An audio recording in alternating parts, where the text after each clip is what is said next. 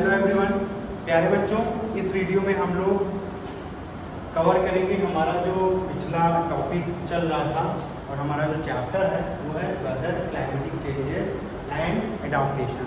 तो इस चैप्टर में हम लोगों ने लास्ट टॉपिक जो था उसको आधा कवर किया था, तो आज हम लोग इस वीडियो में समझ लेते हैं हमारा जो लास्ट टॉपिक था, the tilt of the earth and insulation. तो यहाँ पर हमने एक अर्थ का फिगर ड्रॉ किया है, ठीक है, और यहाँ पर जो ढेर सारी बातें लिखी हुई हैं जिनमें आर्कटिक सर्कल यानी ये वाला जो है 23.5 नॉट, और ये बेसिकली बच्चों है साउथ पोल जो 6 मंथ क्या है वैलिड है, यहाँ पे 6 महीने की रात्रि है, अर्धरात्रि है, या जो वहाँ पे लाइट पड़ रही है उसकी हम लोग यहाँ पर वीडियो में समझेंगे उसको, ठीक है। तो ये जो बीच वाली लाइन है ये आपकी क्या है, ये इमेजिनरी लाइन ड्रॉ की गई है, जो इक्वेटर है जहाँ पर सन की लाइट आपके 365 डेज रहती है। और इसको बिलो जाएंगे हम तो क्या है, यहाँ पर मैंने लिखा हुआ है longer day light 12 hours day light short day, और यहाँ पे 24 आवर्स डार्कनेस, यहाँ पे 24 आवर्स डे लाइट। तो प्यारे बच्चों, क्योंकि जो हमारी अर्थ है वो इलेप्टिकल ऑर्बिट में मूव कर रही है दीर्घवृत्ताकार कक्षा में, किसके अराउंड, सन के अराउंड ये क्या कर रही है, स्पिन कर रही है, और उसका जो रोटेशन है वो आपने प्रीवियस वीडियो में ही देखा था, वो 365 डेज अप्रॉक्स 6 आवर्स का टाइम का ड्यूरेशन है, उसको हम लोगों ने देखा था। और जो एवरेज स्पीड हमने देखी थी 29.79 किलोमीटर पर सेकेंड की हमने एवरेज स्पीड भी देखी। और हम लोगों ने लास्ट वीडियो में देखा था इटालियन एंड कैरिबियन, तो इसमें हम लोगों ने देखा था 152 million kilometre and 147 million kilometre, जिसको हम लोगों ने लिखा था 152 into 10 to the power 6 kilometre, ठीक है, और लिखा था 147 into 10 to the power 6 kilometre, ठीक है। तो यहाँ पर हमने देखा था ये सन के सबसे दूर जब अर्थ है और ये सन के सबसे अराउंड जब अर्थ है, ठीक है, इन दो बातों को हमने देखा था। तो क्या है बच्चों, इस वीडियो में हमने ये जो अर्थ बनाया है, यहाँ पे बेसिकली आपको समझाने का मीन ये है कि जो हमारा सन है, सन से जब लाइट अर्थ पर आ रही है, पहुंच रही है, तो वो कितने पोर्शन तक पहुंच रही है, क्योंकि ये सामने वाले पोर्शन पे आएगी, बट जो इस तरफ का पोर्शन है वो लाइट एब्जॉर्ब नहीं कर पाएगा, ठीक है। तो यहाँ पर जब ये अर्थ ऐसे ऐसे मूव कर रही है, किस डायरेक्शन में मूव कर रही है, वेस्ट टू ईस्ट, ठीक है, इस बात को भी हमें ध्यान रखना है। तो यहाँ पर जब मूव कर रही है, क्योंकि जो इसका ये नॉर्थ पोल है वो सन के कांटेक्ट में, क्योंकि हमारा अर्थ जो है जो अपने एक्सिस पे झुका हुआ है 23, ठीक है, 23.5। तो यहाँ पर इससे क्या होता है, इस जगह पर हमारा ये घूम के जब जा रहा है तो ये इस जगह जो है लगभग हर प्रत्येक समय यहाँ पर सन की लाइट पहुँच रही है, सन की लाइट इस पोर्शन पे हर रोटेशन में पहुँच रही है। इससे क्या हो रहा है, यहाँ पर 24 आवर्स का डे टाइम है, ठीक है। और फिर इससे नीचे जब हम आते जाते हैं तो हमारा जो ये 23.5 वाला सेक्शन है, उसमें हम देखेंगे वहाँ पे जो लॉन्गर डे लाइट है, यानी जो डे की लाइट है वो सबसे लॉन्ग समय तक रहती है, ठीक है। और फिर उससे नीचे आएंगे यानी इक्वेटर पर, तो इक्वेटर पर हमारा 12 आवर्स का अप्रॉक्स लाइट हमेशा हर टाइम रहती है। फिर उससे नीचे जब हम जाएंगे तो क्या होगा, वहाँ पे लाइट उसकी कंपेरिजन में कम होगी, तो वहाँ पर शॉर्ट डे लाइट होगा। फिर सबसे नीचे वाला यानी ये वाला जो सेक्शन है यानी अंटार्कटिक सर्किल जो है, यहाँ पे क्या होगा, यहाँ पे सन की लाइट नहीं पहुँच पा रही, तो यहाँ पे 24 आवर्स क्या होगा, डार्कनेस होगा। तो ये हम लोग देखेंगे साउथ पोल जो कि 6 मंथ तक क्या है, किसी सेक्शन में लाइट पहुंच पा रही है, किसी सेक्शन में नहीं पहुंच पा रही है, यानी अर्थ का जो झुकाव है ऐसा है, ठीक है। तो इस रीज़न से जो उसका साउथ पोल है वो लाइट प्राप्त कर पा रहा है, बस जो यहाँ पे जो नॉर्थ पोल है, नॉर्थ पोल वो लाइट प्राप्त कर पा रहा है, और जो साउथ पोल है वो लाइट नहीं प्राप्त कर पा रहा है। ठीक है, तो इस बात को हम लोग देखेंगे। तो नेक्स्ट है हमारा effects of rotation and revolution. ठीक है, तो इस सेक्शन में हम लोग देखेंगे कि we know that the time period between sunrise and sunset is called the day। यानी जो टाइम पीरियड है सन के राइज होने से सन के एंड होने तक का जो टाइम होता है वो आपका क्या कहलाता है, डे कहलाता है, दिन कहलाता है। ठीक है, नेक्स्ट बात जो बताएगी, while after the sun sets till the sun rises again it's called the night। यानी जब सन सनसेट में जाता है तो उस टाइम को हम क्या कहते हैं, उस टाइम को हम नाइट कहते हैं। ठीक है, फिर प्यारे बच्चों हमारी बुक में जो नेक्स्ट बात बताई गई, during the day we get sun rays which are electromagnetic radiation. Their rays carry huge amount of heat energy. It is for this reason day temperature is higher than night temperature, as during the night we don't get direct sun rays. तो यहाँ पर आपको ये बताया गया है कि जो डे का टाइम होता है उस समय हमारे पास जो है सन की लाइट डायरेक्ट पहुँचती है, इसलिए डे का टेम्परेचर नाइट के टेम्परेचर के कंपैरिजन में कम होगा। यानी डे का टेम्परेचर ज़्यादा होगा, नाइट का टेम्परेचर कम होगा। ठीक है, तो ये बात एक क्लियर होगी।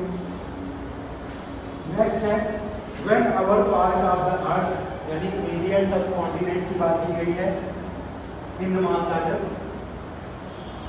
It is tilted toward the sun, the days are long and warm। तो जो हिंद महासागर है वहाँ का जो भी कंट्रीज हैं जिसमें आपका भारत है वहाँ पे क्या होता है, जो डे होता है वो लॉन्ग होता है, वार्म यानी गर्म होता है। ठीक है, तो उसको हम क्या कहते हैं, दिस इज समर। वो क्या कहलाता है, वो आपका समर कहलाता है।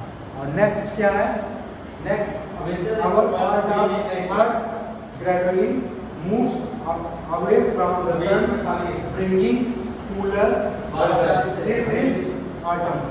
यहाँ पे autumn शरद ऋतु की बात की गई है, जब हमारी अर्थ क्या होती है, क्रमशः मूव करती है away from the sun, bringing cooler weather, यानी थोड़ा ठंड वाला मौसम जब आने लगता है तो वो आपका autumn कहलाता है। ठीक है, नेक्स्ट है as the our part of earth moves faster from the sun, the day are shorter and cold। और जब हमारी अर्थ फास्टर मूव करने लगती है सन के अराउंड तो उस समय जो है दिन क्या होता है, छोटे होते हैं, और समय क्या होता है, कोल्ड यानी ठंडक पड़ जाती है। ठीक है, जिसको हम क्या कहते हैं, विंटर कहते हैं। नेक्स्ट है we experience spring as our part of the earth again begins to tilt toward the sun। और ऐसा ही हम एक्सपीरियंस कर पाते हैं ये स्प्रिंग यानी जो बसंत का मौसम उसके बाद। तो इस तरह जो अर्थ है जो एक सन के अराउंड चक्कर काट रही है और जब वो लॉन्ग पहुंच रही है या पास पहुंच रही है तो कैसा आपका वेदर होने वाला है, तो उसकी थोड़ा इन्फॉर्मेशन यहाँ पे दी गई। तो प्यारे बच्चों अब नेक्स्ट है हमारा जो नेक्स्ट टॉपिक है वो है वेदर यानी मौसम, उसकी बात की गई है। तो वेदर के बारे में आप लोगों ने जो इन्फॉर्मेशन कलेक्ट की होगी वो कैसे कलेक्ट कर पाते हैं, आप पर डे न्यूज़ सुनते हैं या आप क्या करते हैं, आप पेपर देखते हैं, न्यूज़पेपर को देखते हैं, टेलीविज़न को देखते हैं, रेडियो को देखते हैं, बहुत से ऐसे इलेक्ट्रॉनिक गैजेट्स हैं, आजकल मोबाइल में भी हम देख के वेदर को जान सकते हैं। तो इस तरह के गैजेट्स के थ्रू हम जान पाते हैं कि आज का मौसम या पिछले कुछ दिनों का मौसम कैसा था या कैसा रहने वाला है, इस सब की इंफॉर्मेशन हमें मिल पाती है। और ये कैसे मिल पाती है, ये हमें सैटेलाइट के थ्रू मिल पाती है। तो आपकी बुक में प्यारे बच्चों क्या बताया गया है, hot, humid, cold, windy, dry, coldy, these are all weather word, यानी वेदर के जो वर्ड हैं वो ह्यूमिड, कोल्ड, विंडी ये सब है। ठीक है, cloudy, all weather words and tell you what the weather is like। weather changes have a great impact on our life। यानी जो वेदर है वो हमारी लाइफ में अपना एक इम्पोर्टेंट रोल प्ले करता है, क्योंकि जब समर का सीज़न होगा या ऑटम का सीज़न होगा या विंटर सीज़न होगा या स्प्रिंग सीज़न होगा तो हमें अलग अलग चीज़ें देखने को मिलेंगी। ठीक है, So before planning for activities like organizing a school sports or going out for vacation to a hill station, it is important to know weather condition in advance. अगर आपका स्कूल या आप कोई ऐसी प्लानिंग कर रहे हैं, ऑर्गेनाइजिंग कर रहे हैं कि आपको कहीं जाना है, जैसे सपोज दैट अगर हमें अभी जो करंट सिचुएशन चल रही है, इस सिचुएशन में अगर हमें जाना है साउथ में, तो साउथ का मौसम कैसा होगा? साउथ का मौसम और गर्म होगा। वहाँ पे भी क्या हाल चल रहे हैं? जैसे अगर हम नीचे जाएं, एमपी में जाएं, तो एमपी में समय बारिश ज़्यादा हो रही है, महाराष्ट्र जाएं तो वहाँ बारिश हो रही है, जिसके रीज़न से क्या है, वहाँ बाढ़ है। आपको कैसे पता चल रहा है? क्योंकि हमारे पास टेलीविज़न है, रेडियो है, मोबाइल है, उसके थ्रू हमें ये पता चल पा रहा है कि उस जगह बाढ़ आई हुई है, तो अभी वहाँ पे जाने का सूटेबल वेदर नहीं है, वेदर कंडीशन वहाँ की अभी हमारे अकॉर्डिंग नहीं है, तो इसलिए हम वहाँ जाना पोस्टपोन कर सकते हैं। तो इस तरह की चीज़ें हमें पता चल पाती हैं, ठीक है। It is important to know weather condition in advance. Newspaper therefore publish weather report and weather forecast daily for the benefits of all. Weather report is also an integral part of news bulletins in television and radio. A sample of week's weather reports from the newspaper is given. यहाँ पे प्यारे बच्चों आपकी book में बताया गया है कि न्यूज़पेपर या टेलीविज़न हमें ये मैसेज कर देते हैं कि किस एरिया का वेदर आज रहने वाला है, या 24 घंटे में मैक्सिमम या मिनिमम टेम्परेचर। आप देखते होंगे टीवी में, अगर आप आज तक चैनल देखते होंगे तो वहाँ पे क्या होता है, इंडिया का नक्शा बन जाता है ना, और इंडिया का नक्शा बन जाता है और एक ट्रक हो गया या एशियन पेंट का शायद आजकल आता है, तो वहाँ पे वो जाने लगता है और फिर वहाँ पे टेम्परेचर लिख जाता है। जैसे लिख गया लखनऊ 32 डिग्री सेंटीग्रेड या मुंबई, ऐसे जितने भी सारे प्लेस नहीं, कुछ इम्पोर्टेंट प्लेस या कैपिटल्स जो हैं उनको लिख दिया जाता है और उनके टेम्परेचर को वहाँ मेजर करके बता दिया जाता है। तो प्यारे बच्चों और बातें, the daily weather report carries information of temperature, humidity and rainfall. The report includes weather conditions that prevail the previous day and a forecast for the current day. तो इस तरह जो टेम्परेचर है हमारे अराउंड, या जो रेनफॉल होने वाली है, या जो ह्यूमिडिटी है यानी मौसम में जो आर्द्रता है, उसकी सारी इंफॉर्मेशन हमें जो ये न्यूज़ बुलेटिन्स हैं उनके थ्रू हमें पता चल जाती है, ठीक है। You all have watched the weather report on television where the satellite pictures of the earth tell us where a storm is blowing. तो यहाँ पर प्यारे बच्चों सैटेलाइट के थ्रू हमारे टेलीविज़न पर क्या होता है, स्क्रीन पर इमेज शो होती है, जिसके थ्रू हमें पता चल पाता है कि स्टॉर्म यानी तूफान की स्थिति क्या है, आने वाला है कि नहीं आने वाला है, ठीक है। Which place are expected to have rainfall, कौन सा ऐसा प्लेस है जहाँ पर रेनफॉल होने वाली है, या snow, and which place have cold weather, या किस जगह का मौसम शांत होने वाला। तो इस तरह की जो तमाम तरह की इंफॉर्मेशन है ये हमें टेलीविज़न के थ्रू पता चल जाती है। तो प्यारे बच्चों नेक्स्ट बात जो आपकी चैप्टर में बताई गई है, weather forecasting is one of those activities that unite nations in a common effort from which people benefit worldwide.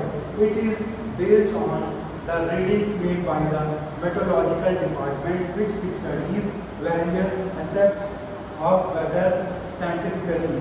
तो प्यारे बच्चों यहाँ पर आपको ये बताया गया कि यूनाइटेड नेशंस में अप्रॉक्स 193 कंट्रीज़ हैं।